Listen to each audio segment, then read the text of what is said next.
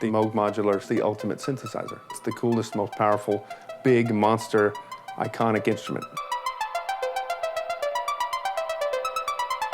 This is the EMMS, Emerson Moog Modular System. The Keith Emerson Modular System was the biggest, strongest, most powerful system of its time.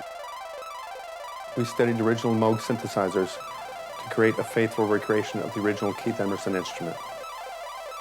Just a short time ago, this seemed completely impossible. There was no way it could be done just right. There was no way it could be done to the standards we wanted to hold it to, but we actually did it. And it's exactly 50 years to the month that Moog created the first system to be shown in public at AES 1964.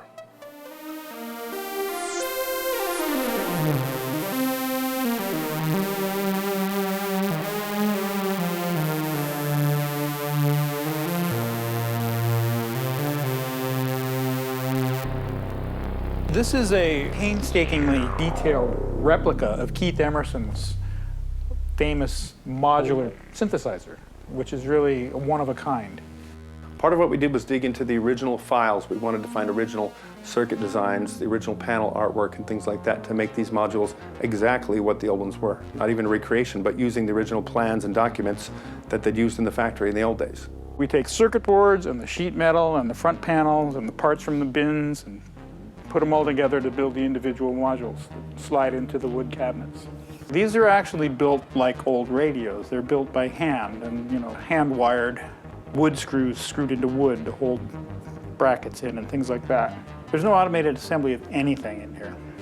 One of the great parts about this is the history of Moog. This is one of the most iconic designs of a synthesizer ever made. It was the summer, I believe, of 1969, and as far as the media was concerned, we were getting hot. You couldn't do anything more attention-grabbing than use a Moog synthesizer somehow. So the Museum of Modern Art in New York City called us up and said, would you be interested in putting on a concert in our Jazz in the Garden series? The garden was the garden of the museum, was a sculpture garden. Now, at the time, we had really no instruments at all that could be played live. But we decided, this sounds like fun. And it turned out that we really didn't have enough time to design and build the perfect ensemble of instruments. But we did put 4 instruments together. In 1969, Moog had made a set of presets that attached to one of their traditional Moog synthesizers. And most people don't know they made this preset system for one specific performance in New York City at a museum. All of these instruments were equipped with special preset boxes where you could set up a combination of things ahead of time and push a button and quickly change from one thing to the other. That's what you really need for a live performance. We contact some of our musician friends, put on this concert. It was mobbed.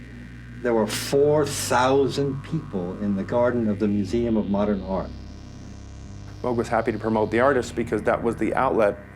It wasn't the features so much they were selling, it was the music these people created. The features happened to be great tools for the musicians, but things like pitch bend control, sequencers, filters that sounded great, those were tools for the artists to make great music, and that's what really affected people. After the concert, we had these instruments made up, and we wondered what to do with them. So we told our London distributor they were available if anybody wanted them. And somehow, I'm not sure what the arrangement was, but that's one of those is what Keith Emerson made Lucky Man on. I guess that launched the use of Moog synthesizers as live performance instrument.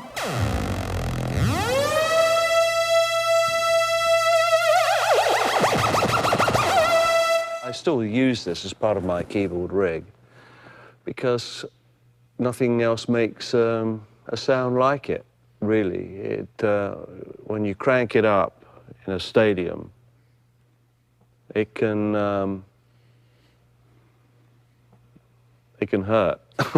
One of Keith's great talents is to approach a new instrument, a new electronic instrument, and without anybody explaining too much about it, to turn the knobs and flip a few switches to see what happens, and then immediately get an idea of how that can be used musically. Immediate, you know, it can happen in seconds.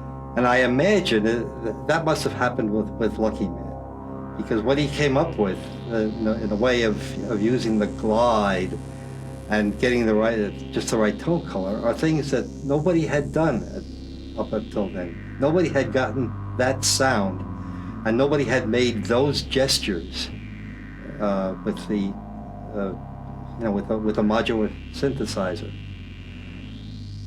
And it was something. Not only was it something brand new, it sounded great.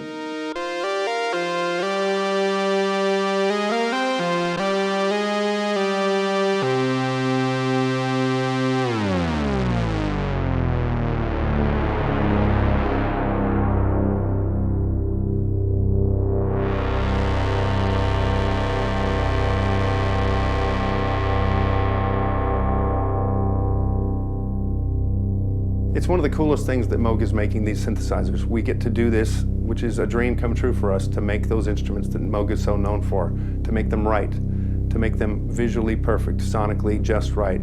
It just blows my mind. It's just an amazing sound. When you can play that instrument, even one note at a time, sounds so satisfying and so cool. It really does excite people who don't know anything about the technology or how it was done. I hear it and I'm like, this is amazing for right now. And so it's perfect that exactly 50 years after the first Moog synthesizer was seen by the public, we can come to AES 2014 and show the Emerson Moog modular system.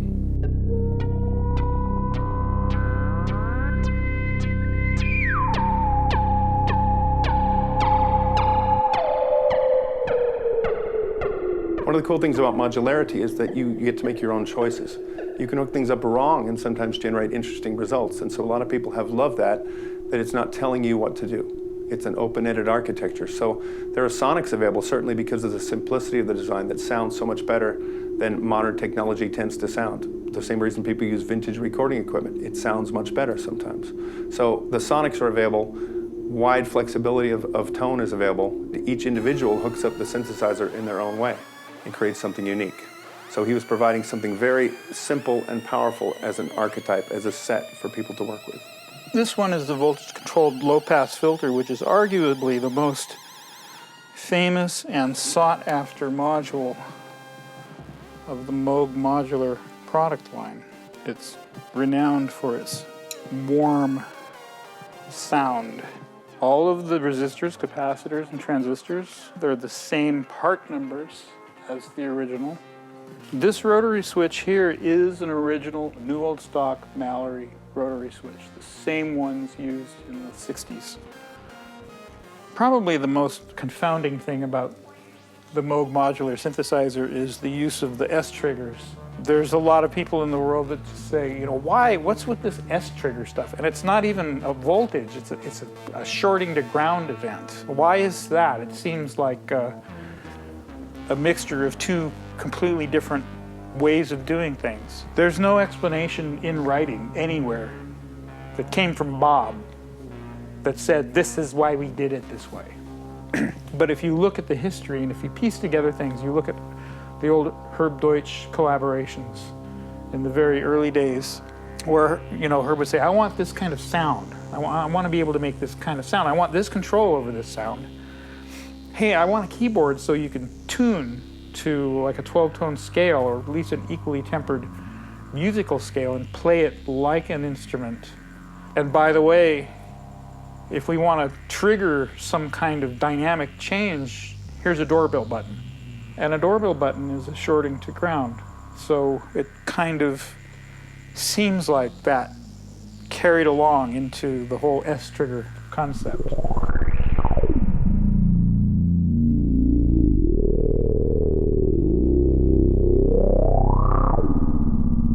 His designs were, you know, elegant. In his mind, it was like, well, this is how you would do it. You know, you want to do this function, then you would do it this way. You know, just do this, do this, do this, do this. There, you're done. Kapow. And you look at it and you go, well, you know, that's exactly the right way to do it. That was that's it. He nailed it. I think by 1970 or 1971, most of the stuff that we associate with Moog synthesizers had already been developed, the individual pieces. It's how you put them together into a music producing system. He wasn't trying to I'm going to make the perfect instrument. He was like, I'm going to make something that does what I want it to do, you know. And if you say, Bob, this is perfect, he'd go, no, it's just doing what I just did it. It's not no big deal. But to me, it's a big deal, and it's no big deal-ness.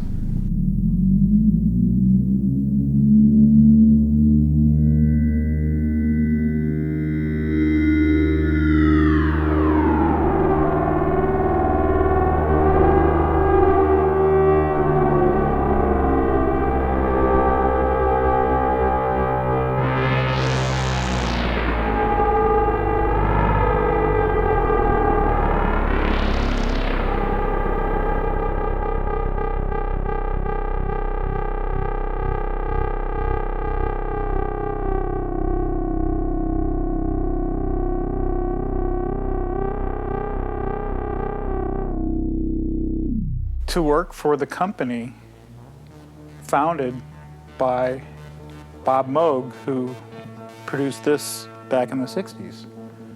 That's cool. To work on synthesizers for a living, that's cool. It's a lot more interesting than other forms of high tech, you know, computer-related this or computer-related that. It's like, yeah, that's great, that's fun, but it's not beautiful. It's just stuff. I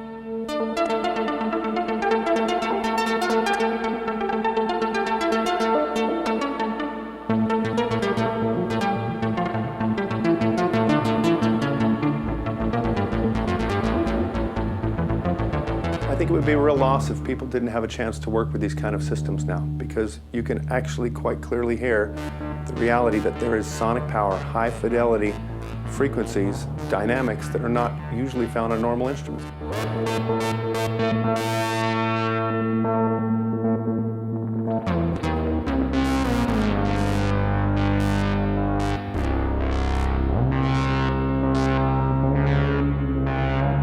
I think today people are actually more comfortable with this kind of technology, being able to use it and be more creative with it than they were even in the old days when it first came out. That was a new kind of thinking. It was a new kind of access to sound control. Now we've had decades of it.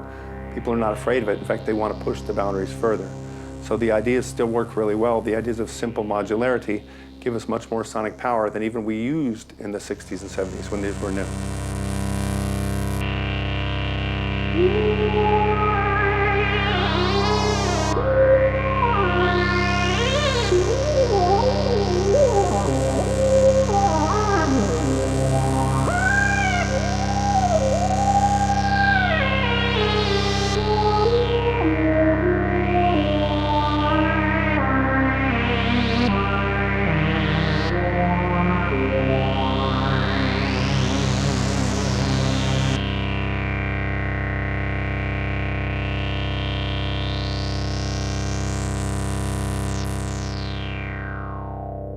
When you get this deep into a design, you do actually feel that you kind of catch, you get it, where he was coming from. You actually get it. Then I look at them and I realize this is going to outlast me, and it's probably going to outlast my children. And also you realize that someday all of this is going to be dust. So it's like, well, let's pass it on. Let's share. Let's let it be enjoyed.